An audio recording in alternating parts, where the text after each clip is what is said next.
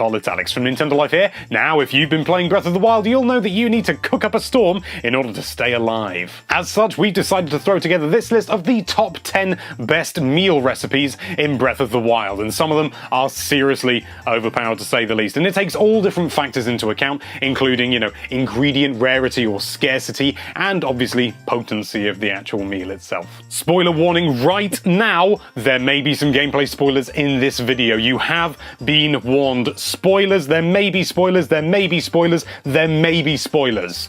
There might not be, it depends what you classify as a spoiler, but it's just good to be sure, isn't it? But anyway, now that that's out of the way, let's get right into things.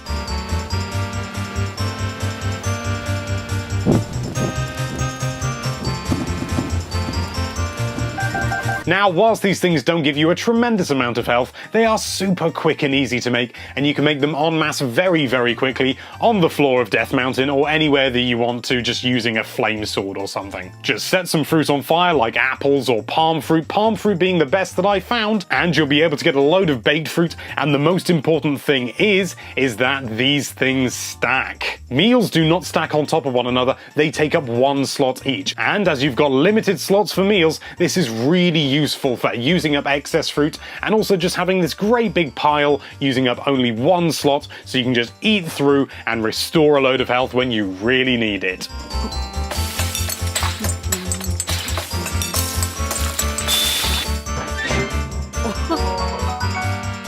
By taking just 5 sun shrooms, you too can enjoy mid-level cold resistance. We don't think there's a high, so we just assume that this is as high as it can go. And it lasts for 12.5 minutes. It's super easy to make in bulk, and you're only using something very common, which is the sun shroom. In fact, you'll be seeing a lot of mushrooms in this video. Chomp down on one of these suckers and you'll restore a few hearts and be able to run around Hebra in your pants.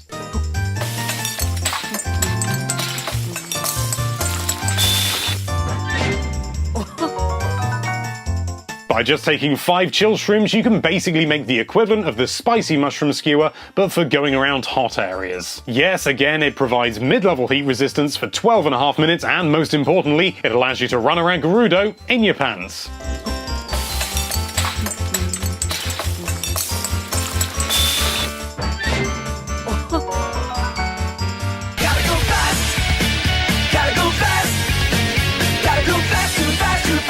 Take 2 Fleet Lotus seeds and 3 Swift Violets, chuck them in a pot, cook them all up, and you will have yourself a high-level speed boost. This thing is just pure joy. Just running around at the speed of light is so much fun, and you can also climb more quickly. It's really just a very handy thing to have. Sadly though, it does not affect your horse's speed. You need video editing software to do that. Gotta go fast!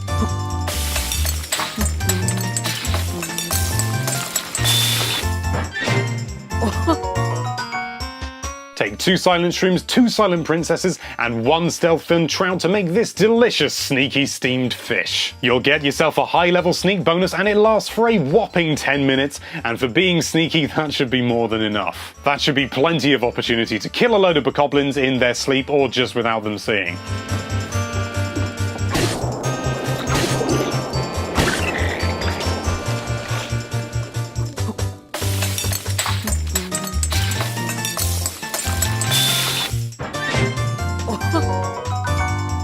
By cooking up 5 big hearty truffles, as rare as they may be, you will end up with 20 temporary hearts. It's a little bit overkill, but if you're not swimming in heart containers, it can be very, very handy indeed. Just be prepared to lose them all instantaneously if you come across a Lionel.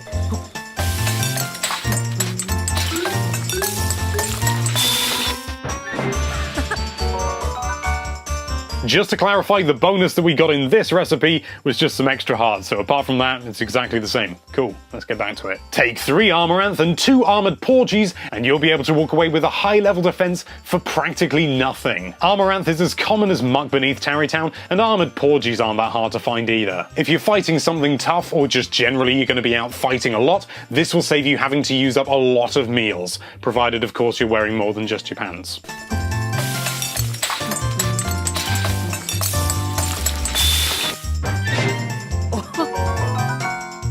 Take 5 mighty bananas that are as common as arses in Faron and chuck them in a pan and you'll be able to walk off with a high attack boost. Then, just to add insult to injury, equip an ancient weapon and some ancient armor, as long as you've got the Guardian proficiency bonus, and you'll be able to make mincemeat of Guardians, which is an incredible amount of fun.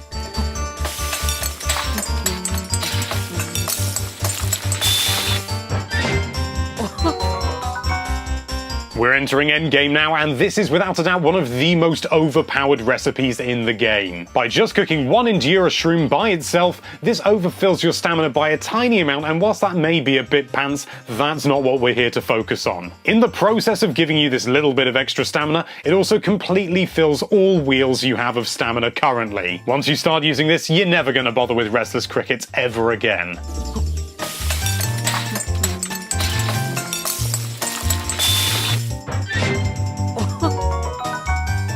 What could be better than instant stamina? Well, how about just taking a single hearty radish and filling all of your hearts? Fairy Tonic can go to hell. This little radish solves all your problems. Even if you're tumbling off a cliff, it can so easily save your life. Mifa, you ruined it! It also gives you 3 temporary hearts, so if you've got all the heart containers in the game, you're not wasting a single temporary heart. Frankly, it's amazing that this even works in the game. Don't bother with any other healing items. This is all you need to stay alive. In your pants. And there you have it. Sadly, we weren't able to include all the recipes that we wanted to because we were limited to just 10. So if you've got a brilliant recipe that you just can't wait to share, let us know what it is down there in the comments. Thank you so much for watching. If you like this video, then why don't you chuck that subscribe button in a pot with a couple of chill shrooms, and be sure to check out nintendolife.com for all sorts of lovely Nintendo related content. Thank you again for watching. Bye bye.